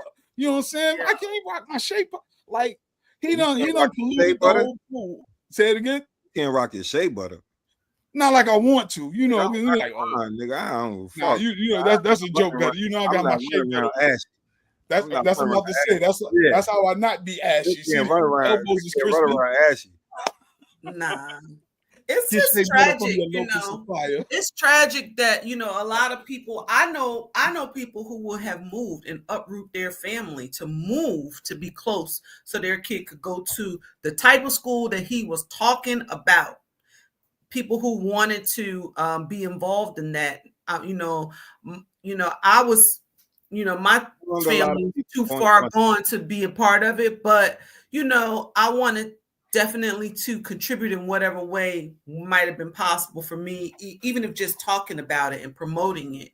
But, you know, this is the type of thing that we have to wrestle with is it really is taking advantage, I think, of women in a sense. If we're talking about Women's History Month, this is a sad little tidbit, I think, of our history, like how women were basically pimped and just coddled to believe that they were going to send their kids to this school, that they were going to be next to this guy, like he's some type of educational messiah, some historical educational messiah, and it never happened. So it really is, it is usury on in an epic proportion, because it's crazy. It's just crazy. Dr. Covingtn, I'm glad you brought that up, because what it does too, because the rhetoric he spews, and since he's so loud, he drowns out other voices. Remember where you and I met. Remember where we met. What's the brother name from Chicago? His talk? Marcus Klein. Marcus Klein. Mm-hmm. Marcus Klein. That's where me and Dr. Covingtn went to an event Marcus Klein had, helping people learning how to open up your own independent schools. He talked about how he started in his basement, teaching his own children. There was a kid that was troubled in his neighborhood. The mother said, I see what you do with your child. Could you work with my child? Said the child did a 180. Everybody seen the results of his work. And they started supporting him, like, how could I help you? How could I help you? He did give us a cautionary tale on dealing with too many conscious people, too. Said, because they don't want to get to the work. They want to talk about everything but the children's education. See, our brother Marcus Klein is focused. And that's why many people who don't know them. So if you on social media, just look up Marcus Klein. Look at what he's doing. Some phenomenal things with young people. He has the children. He has the support staff. He has 2 schools. Look, I was going to say, if Dr. Sukiana was smart, this is book right here. If he was smart, he would stand on just buy my book. Just buy the book. I supported buying the book. And this no lie, this was 2013. So we talking about over 12 years ago. And he already been doing this thing then. My point is that if you want to get the people's money, offer them something, because you're not giving them the service that you're promising them. The school still hasn't come. The kids done grew up and graduated high school by now. And people are still waiting on the school, people who donated. So if you want to do something, and this is to help yourself get right, Dr. Umar, sell your book. And those of us who read Jawaza Kunjufu book, Counter Conspiracy to Destroy Black Boys and developing positive self-images and self-esteem in Black children, we know with some of that Amos Wilson developmental psychology of the Black child. See what they do, right, is they repackage stuff to people who don't really know, because a lot of our people don't read books like that. We're in the digital age, so they'll watch a video and think this is the end-all be-all. But when I read this book, I said all the books I just mentioned, I say, yo, he talked about it in this book, that book, this. And I read child psychology books because I was raising Black children in the hood. Even though I was a hood dude, I loved to read, which paid off. But my point is that if we're going to be serious about what it is we're doing as a community, we got to start calling people out who's fleecing and robbing the community. You can't sit here and have this dude come through and we constantly giving money. So when the 4 of us want to do something and we go to donate, we automatically get equated with Dr. Umar. Like, nah, because every time I get y'all hotels, or that's that Black power stuff, y'all on that African stuff. Nah, I ain't giving, because every time I give y'all ain't nothing but a bunch of heathens. I tried to get my status corrected with Brother Polite. I tried to get a plane ticket on the UFO with Young Pharaoh. I donated to Umar School, and he hold on, you got the plane ticket on the UFO? Yeah. Young Pharaoh be talking that. But look, if you're not familiar with the teachings of Dr. York, what he say would sound foreign to you. But gotta remember when they used to sell them Dr. York scrolls downtown on Fulton, bro. Back in the 90s and 80s, yeah, right? When the nigga said no, they was selling that shit in the 80s. That nigga was talking about he was from Sudan then. Right. Talking all of this Sudan, cuz. You know what I'm saying? And it's on. Remember, Dr. York was everything. He was every religion. Yeah. And I'm not knocking him because it was a lot of valuable information I never heard before. Yeah, that's correct. Yeah. But you know, like, it's a phrase the guards used to use. Like, that's what Umar is. He's a lip professor. Yeah. The man said he's a principal. Right, I ain't seen him go to work yet. He gonna talk. He's not gonna show and prove nothing. Yeah, you know, we see how Polite turned out. It just seemed like it just seemed like, he is sliding into that same, test tube really. And it's unfortunate because King Tad knows, full disclosure, even when King Tad was talking, crazy about Dr. Umar, I was like, no, King Tad, everybody got their lane. This is his lane. He's going around doing his, his seminar to people who would not otherwise hear anything like that. But this is outrageous at this point. You on these basketball wife type shows, the baddie type shows. I just learned about the baddies. This is problematic. Right. And that's why Women's History Month, you and Sister Keisha and Sister Tim and other sisters who stand in the gap of the ancestral women who really took this serious, the real mothers of the movement. This is why it's important. And I said we have to have y'all on so we can celebrate y'all, because too often the ratchet chicks get all the attention, all the booty shaking and the neck rolling and snapping. And there's a time and a place for that. We know our sisters are sassy. Yeah, it's time and a place for that. But where's the love and nurturing part? Where's the intelligent part? Where's the discerning? Where grandma would look at somebody and say, something ain't right about that boy. Can't put my finger on it, but something ain't right about him. Had we brought Umar around some of our grandmothers, they'd have said it. Something ain't right about that boy. I don't know what it is. It's a shame. Right. It's a shame, but he has. What'd you say, Gutter? They would say he too mannish. yeah. Because you're always looking at women. Yeah, always mannish. That boy too mannish. Yeah, that's true.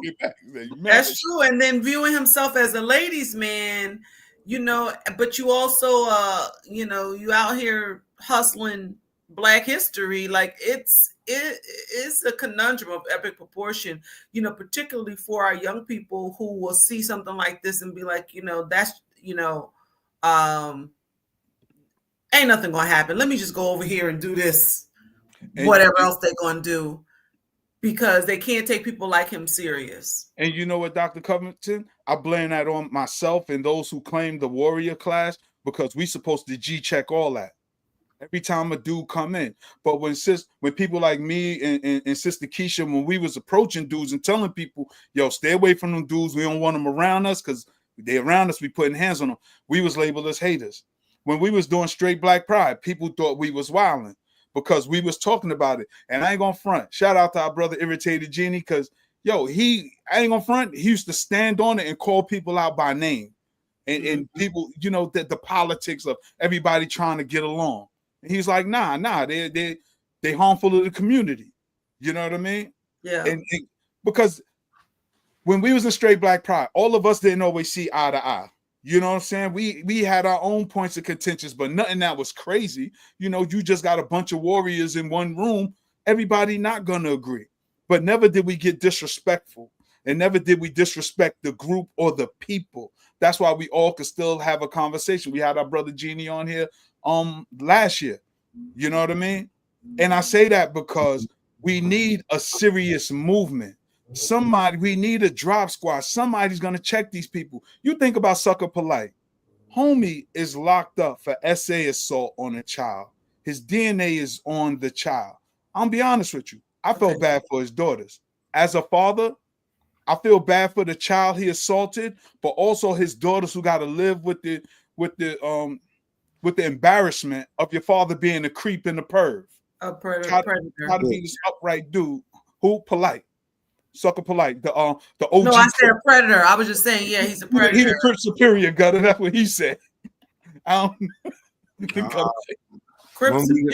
When we got superiors, I don't know. Like, first of all, like, come on, God, I never heard that nigga. Me neither, Gutter. And I ain't even Crip, and I never heard him. I'm like, my whole hood is on those street shit. Like, I've never heard that. Because he's not.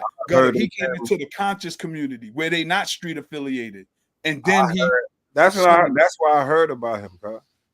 Right. There's a portion. I want to just jump in, Brother Tad. Like, there's a portion of this fight as the brother said, that will not be televised, and it should not be. We are more televised now, right, across the world than we have ever been. You cannot go anywhere without seeing the TV, the phone, the tablet. The little kids are in the restaurant on the tablet. The parents not paying any attention to them. Everywhere you walk, there's a screen, there's a camera, and everything is being televised. There is a part to this that should not be televised. Like, there's a part that should be. You remember the Drop Squad? Mm-hmm. That just came to me.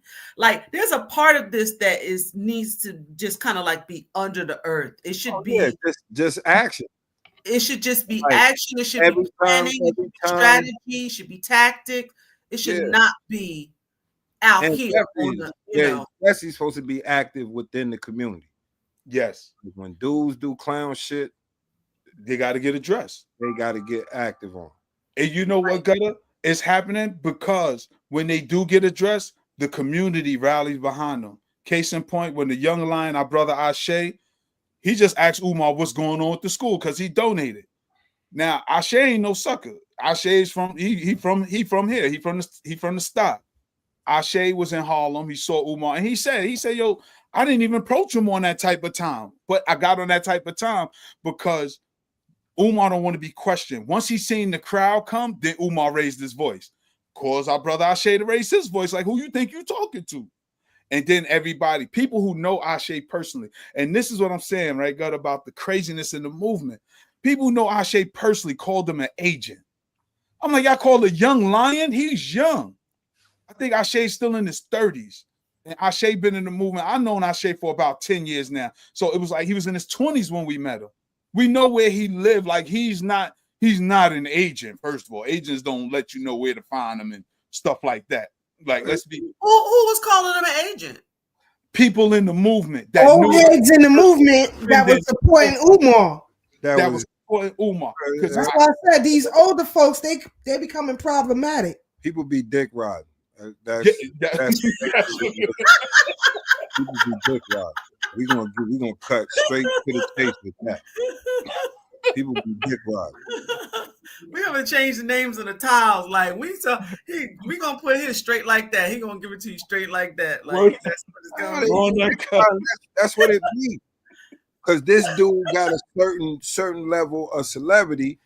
People would jump on his line. They was doing the same shit with cars. Like, when all the little controversy. Because I just came home. Right. So I'm going into all the so-called conscious shit. And outside of dudes talking about history and debating out that, the rest of that shit was goofy shit. You know what I mean? So it was for the camera. Yeah, it's a bunch of goofy shit. So people was dick riding this nigga. You know what I'm saying? They was dick riding the polite nigga. You know what I'm saying? Like, and I don't know these dudes, so I'm just watching this shit, and I'm like, and they from New York, so that's what's really like throwing me off. I'm like, first of all, who is this? Yeah, you know what I'm saying? I know a couple of dudes I was locked up with. Know the old head Sarnetta that was hosting the shit. But outside of that, I don't, what I'm saying? I don't know none of them dudes. You know what I'm saying? Right. They not from nowhere near us. Right, nowhere near us. So and you see, no, I agree with you 100%. Because even right before you came home, I joined the movement in the 90s. I met Dr. Khalid in Clinton and Fulton in the store. He was in Yaffa, right? So boom, I see Dr. Khalid. This like 96, 97. I meet Dr. Khalid like old sweat. I was already reading, but I wasn't active. I wasn't part of no organization, no rallies, nothing. Just getting the knowledge for myself. Met Dr. Khalid. He put me on to some folks on Nostrum. And that was it. I'm in the movement now. I'm sitting around Dr. Khalid. I'm all around these people. I'm paying attention and I'm observing because I'm a youngin'. I don't got the knowledge these people got. These people got real world experience. This is Dr. Khalid. I'm sitting up under like, wow, like learning these things, right? So then, of course, everything happened. Dr. Khalid passed. I stepped away from the movement back then for what I see now, the goofiness. So now I come back in the movement through the Elder Baba Sweets. That was in Juicy brother-in-law. You know, came through the African village, used to follow Genie on the internet, met him, me and him kicked it, Bill, joined Straight Black Pride. Like, we was doing work in the community. We was educating and organizing, as well as teaching children in the Atlantic Terminal Community Center, teaching the children this knowledge, joining other organizations doing food drives and clothes drives. Sister Keisha, other organizations, SWAP, always giving out stuff. Always the stuff to meet the people needs. And and I was working with my brother Salim Adolfo in National Black United Front. So we was really out there doing the work. Umar came through. He got embraced in Brooklyn. He got embraced in Queens. You know what I'm saying? And real rap, right? Gutter. He was on a brother named Dawa Israel show. Dawa Transitions. God bless him. But he said, Umar said he came in through brother A. Rashid Ahmed. Now, for those who don't know, Ahmed grew up with me in Gutter. That's our dude from the Sandbox. Yeah. So our influence in the community. So when I heard of a Polite saying he a Crip superior, I'm like, well, I ain't never heard of this dude. I'm in the streets. I know the real hitters. If I don't know them personally, at least your name will ring bells. Well, Umar was saying this about himself. Yeah. He was like, he a Crip superior. Like, this is how he came into the movement. Polite. No, Polite. Oh, Polite. I'm talking about the frauds of the movement.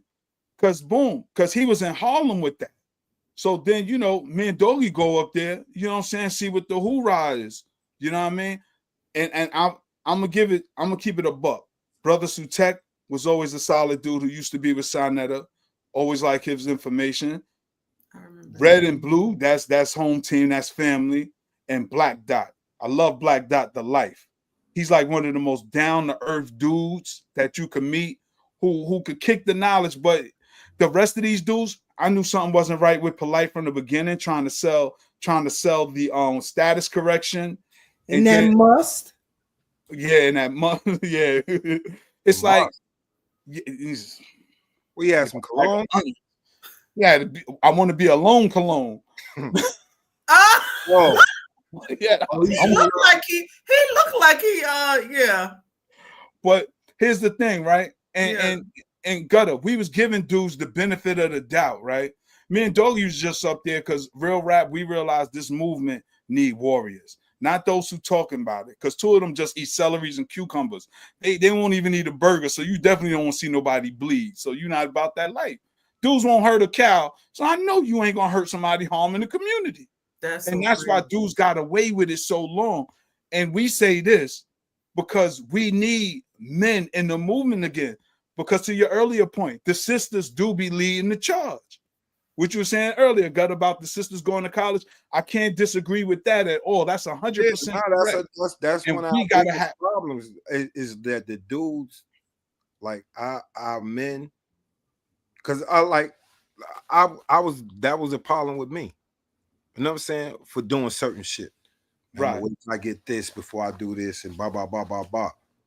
Dudes focus be let me get situated first when it's no time, like we don't have time. Right. Yeah, we don't have time for that. You know what I'm saying? You got to be front line and get situated in the meantime. Yeah, you know what I'm saying? Because you can get situated in the meantime. You just got to know how to, you know, like you said, organize and all that. Yeah, because if you organize within the community, whatever you got. Say if you got something to sell, you can sell it within the community and prosper. Yeah. You understand what I'm saying? As you're doing the work. Yes. But you got to do the work. Right. And we don't see the work. What we see with a lot of these professors, it's like like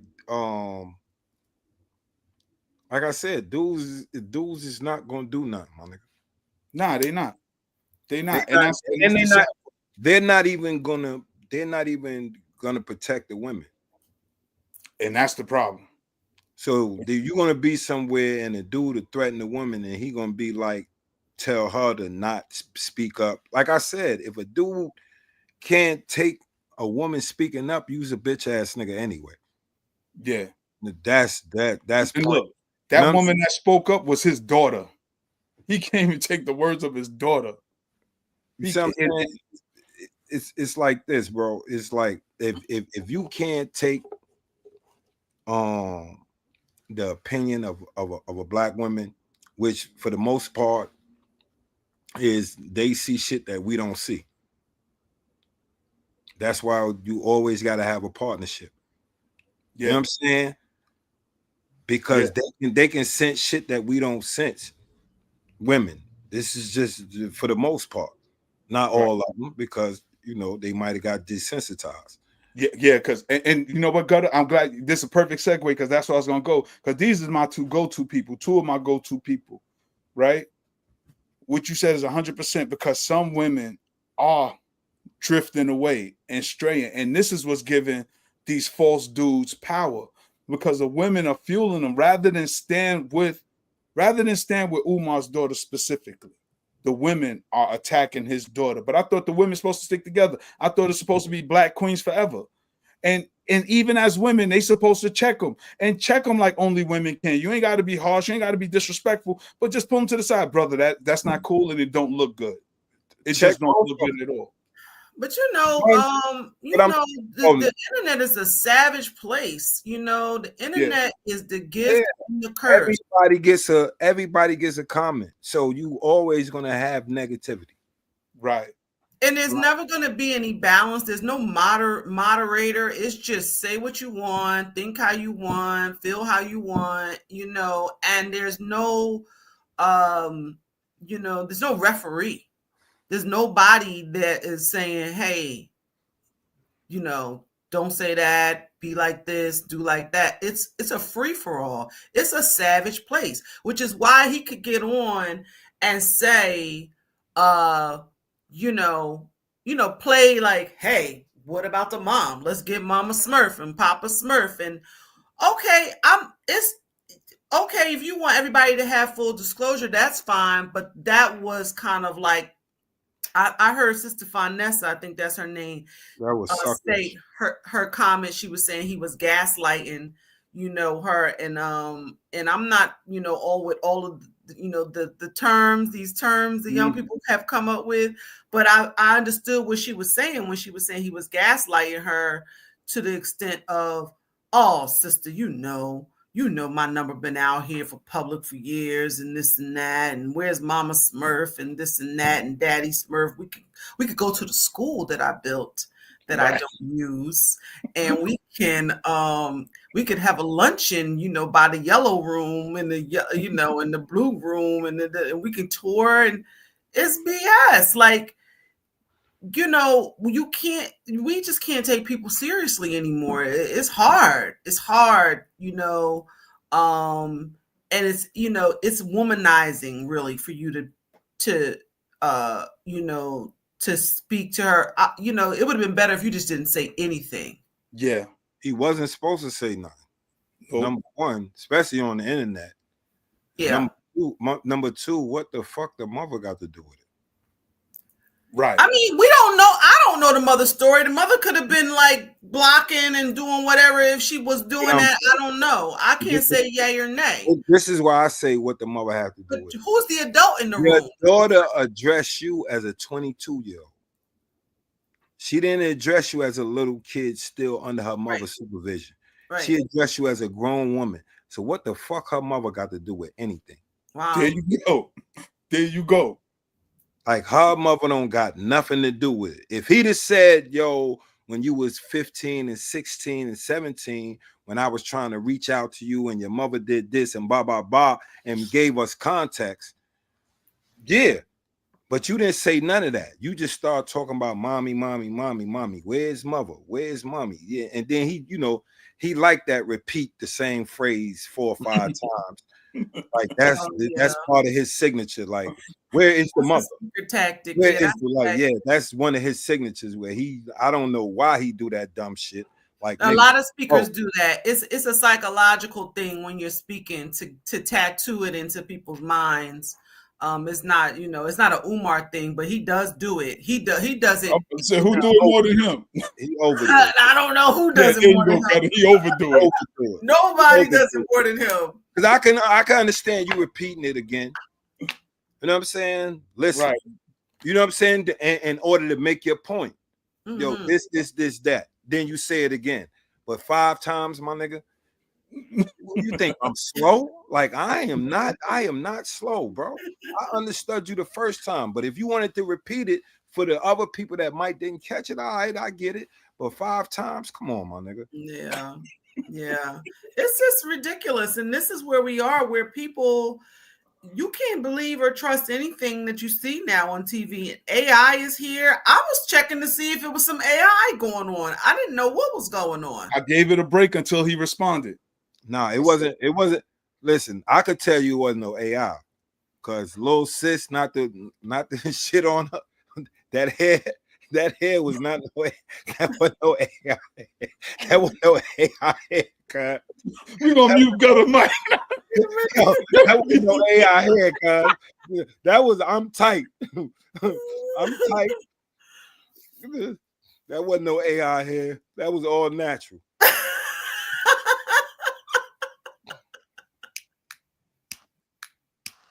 Shout out to the Natural Sisters. But you know what, too?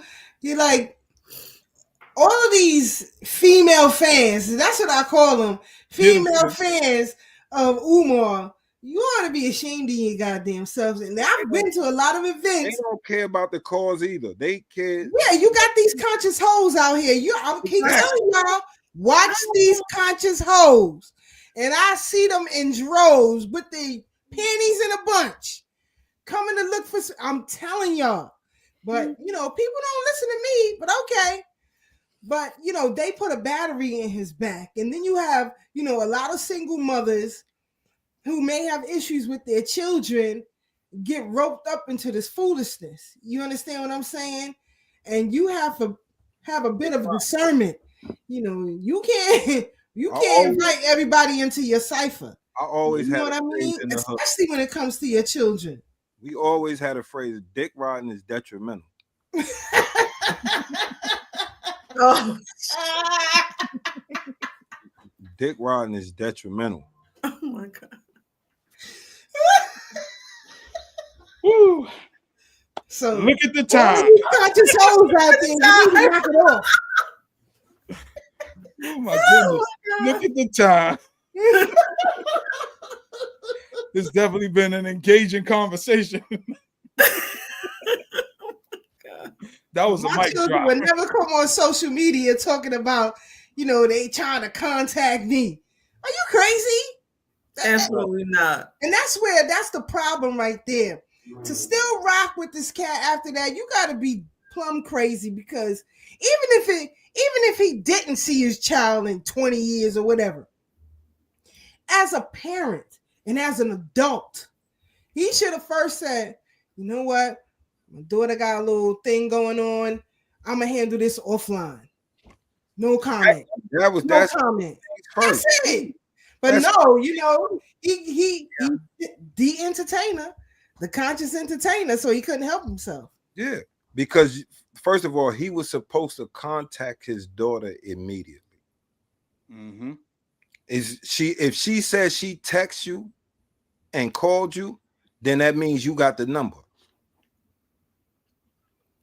Yep. You know what I'm saying? No, like, no, I don't, unless you got a magical phone that just erase every number that you don't like.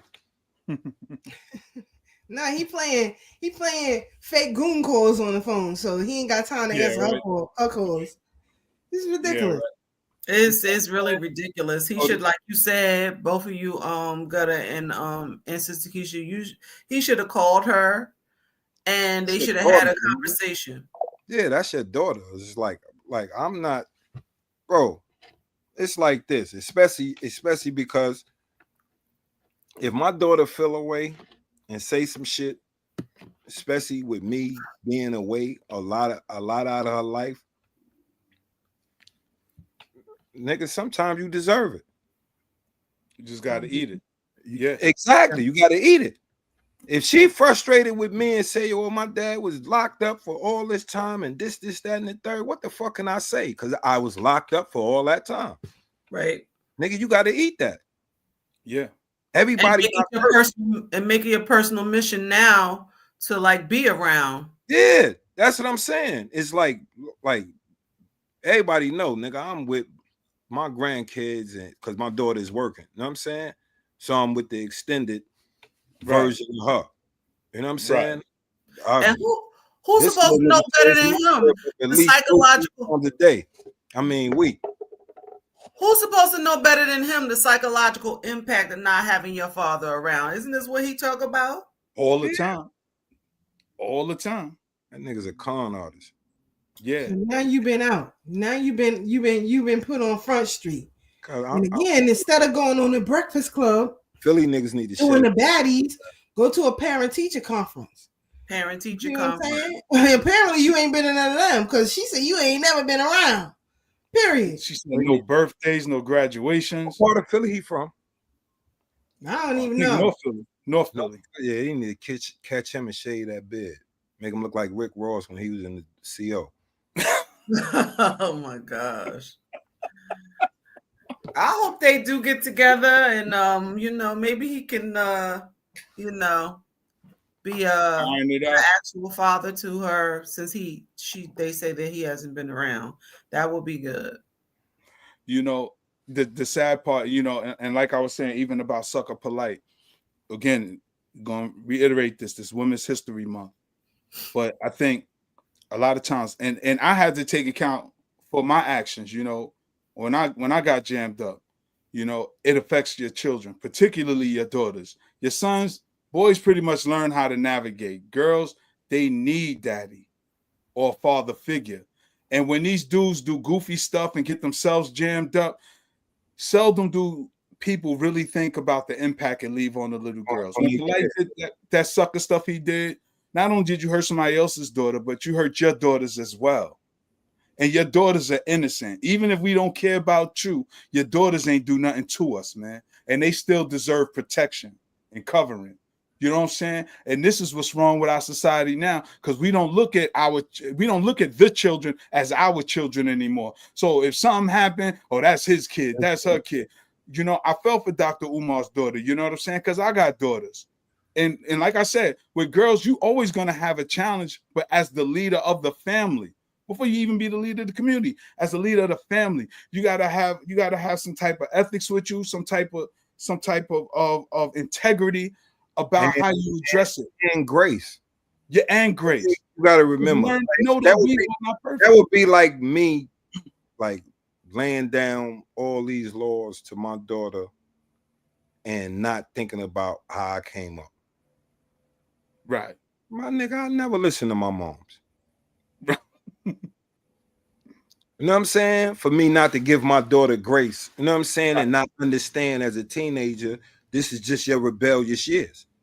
These are just the years that you feeling yourself and you thinking you are adult, but you're not yet adult. Right. You know what I'm saying? So it's no teenager that don't go through some type of rebellion with their parents. Right. You know what I'm saying? As parents, we gotta guide them through it. Yeah. You know what I'm saying? So, but you can't do that if you out here and you hopping red eyes and you can't do it. And you focused on what did he say? He was celebrity. That's what he focused on.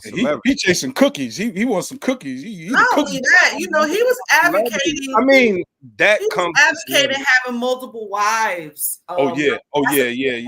Big on since this polygamy thing. Yeah, he's been. Yeah, he want polygamy so he can have other women to take care of the kids he refused to. Exactly, and that's what he's seen like the Cookie Monster. The Cookie Monster. It's unfortunate because he could have been so much more, and maybe he still could be. I don't know. I'm not going to speak on that, but he could have been. You want somebody to take you serious as a professional. You saying you're a licensed psychologist and all of these different things. Like you got to choose. Like you want to be the Cookie Monster. Like you want to be known as Dr. Sukiyana. Like this is your claim to fame now. You the King Kong conscious. You do this and that. You got Pan-Africanism. He got as many names as Hove. Like he got a lot of names.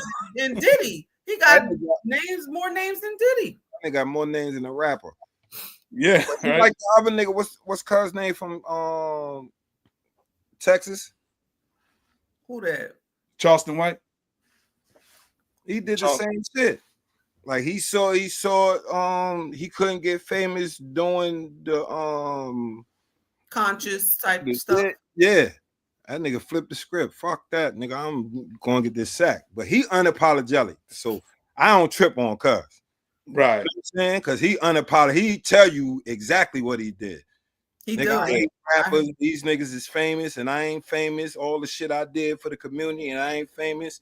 Fuck that. I'm trying to get famous. I'm trying to get a sack. And I'm going to say whatever ignorant shit I want to say to get this sack. Yeah, he stand on his. And he tell you that he's like, nigga, you don't take none of this shit I say serious.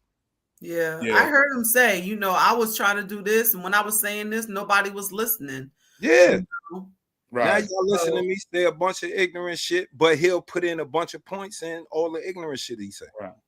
I tell you, because I don't know that man personally, and I respect where he's coming from with that, but the disrespect to Gilly's son, like that's nah, he got a lot of disrespectful shit. Like, listen, don't get it twisted. Like, I don't fuck with cuz. No, I know what you mean. No, I agree with you though, because he do say some valuable things. Yeah, he and he has some valid points. He comes from that same stripe as Umar. It's like they saw the celebrity was a thing for them in order for them to do what they want to do, and that's what they did. And like, fuck the people. Yeah, clearly, because that's the ego. I say that. And that's my point exactly. The internet. I'll tell you, he fuck black people. And that's my point exactly. The internet is a savage place. Yeah. Right. That's just like you get all these black people to be anti-black on the internet, knowing they're gonna get a following from white people. Like, ooh, he was saying the shit that I always wanted to say. Boom, boom, boom, boom. They're gonna get access to these dollars. Yeah. So and that's where they wrote that been a trend. That even before the internet, you had niggas that was gonna do that knew that they could say all the worst shit about black people. You know what I'm saying? And they're gonna get paid. Yeah. Well, fam, it's 4 o'clock. And bounce up out of here with some last words. Dr. Covingtn, what's the final thought you want the people to leave with? Well, you know, Women's History Month, I would implore everyone who is under the sound of my voice to go out and you know, research. On one hand, research some things about women that you never knew anything about. You know, maybe you can get some insight that you can share with some young people that's in your lives. And then also honor yourselves. Like, you know, think about your health. Think about how you're going to be moving forward for the rest of this year, because we take things in small bites, you know, rather than trying to bite the whole thing. Do something for yourself. Start thinking about your health. Go, like, walk. Go to the gym. Eat some fruit. Drink some water, and like make a regimen to do that every day. I think, you know, little things like that. Get a massage. When the last time you had a massage? You know, we get, you know, our nails done, but when the last time you actually get those you know, those muscles and stuff rubbed and kind of like clean out some of the junk that's in our lymph nodes and stuff like that? Treat yourself. Don't cheat yourself. No doubt. Sister Keisha. Thank you, OG Wisdom Podcast, for having me back up on your platform. You can always catch me on Instagram, and of course, every Thursday, Brother Tab, myself, and Black and Marcia, Thorough Black Talk World View on YouTube, 8 to 10 p.m. And please stay rocking with us, because we are going to be sending out information on these next reparations committee hearings, so that, you know, we want to see y'all in the place, because it's very important that we get these conscious voices on the record, so that next year when they have to redraft this bill, your commentary is there and it can be used as far as, you know, our stance on lineage-based reparations. Shout out to all FBAs. Yeah. That's it. Yeah. Keep it up, keep it up, keep it up. And of course, I'm back on my bike riding. So I concur with what you said, Dr. Covington. And also, we got another trip coming up next month in April to the New York Historical Society. So if you want to rock out with us, follow Thorough Black Talk. The flyer and information will be posted there. All right, thank you, Nice. Brother Gutter. Just shout out all the women. Like they say, think about yourself, your health. Empower other Black women. And like just come together as community. Mm-hmm. I mean, more. Because like I could speak for the women. The women definitely always come together as community. Just be us, always chasing a dollar. Yeah. You know what I mean? So what we got to do is we got to figure out how to do both seamlessly. Yes. You know what I mean? No doubt. And protect our women and keep these weenies away. Definitely keep the weenies away. Word up. If we got to, you know my motto. Sock them niggas. Word, by any means necessary. Yeah, if you got to, keep them niggas away from the sisters. Sock them niggas. Yeah, and I echo that sentiment in Women's History Month. Not just protect the women, but let's protect these little girls too. Not just from physical harm, but emotional harm. As a father, that's our main job. I think Chris Rock said it best. Number one job as a father: keep your daughter off the stripping pole. You know, let's give them some emotional support.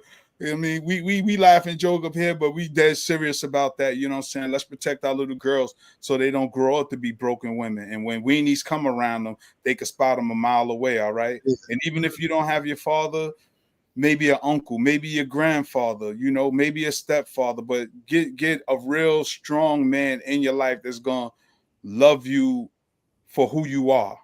You know what I mean? That you know that you're safe. Avoid weenies.